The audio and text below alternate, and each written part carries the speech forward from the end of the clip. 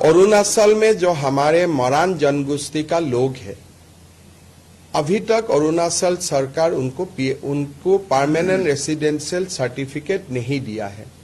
जब तक Arunachal permanent residential certificate नहीं देगा, तब तक असम सरकार उनको परमानेंट रेसिडेंशियल सर्टिफिकेट असम का देने का काम करूंगा।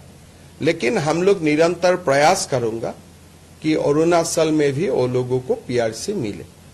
আজিৰ কেবিনেটে আমাৰ মৰাণ জনগোষ্ঠীৰ বাবে এটা গুৰুত্বপূৰ্ণ সিদ্ধান্ত গ্ৰহণ কৰে।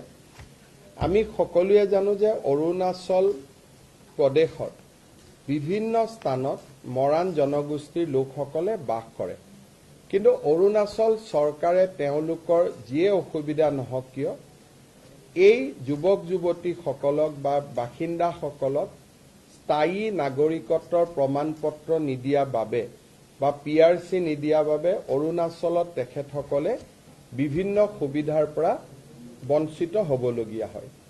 বিষয়টোৰ সম্পৰ্কত অৰুণাচলৰ মুখ্যমন্ত্ৰীৰ লগত মই যোগাযোগত আছো, কিন্তু যেতিয়ালৈকে অৰুণাচলত এই সমস্যাটো সমাধান নহয়, অৰুণাচলত বাস কৰি থকা মৰাণ জনগোষ্ঠীৰ লোকসকলক আমি অসমৰ পিআৰচি দিবলৈ সিদ্ধান্ত গ্ৰহণ কৰিছো।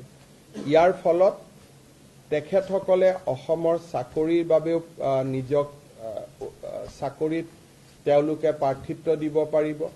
অসমৰ মেডিকেল ইঞ্জিনিয়াৰিং কলেজ আদিতো তেওঁলোকে অংশগ্ৰহণৰ সুবিধা পাব আৰু মৰাণ জনগোষ্ঠীৰ বাবে যি আমি ৰিজাৰ্ভেশ্যন কৰি থোৱা আছে তাতো তেওঁলোকে পৰীক্ষা দিবলৈ সুবিধা পাব। মই ভাবো যে এইটো অসমৰ আটাইতকৈ প্ৰাচীনতম জনগোষ্ঠী মৰাণ জনগোষ্ঠীৰ বাবে আজি কেবিনেটে এটা ঐতিহাসিক সিদ্ধান্ত গ্ৰহণ কৰে।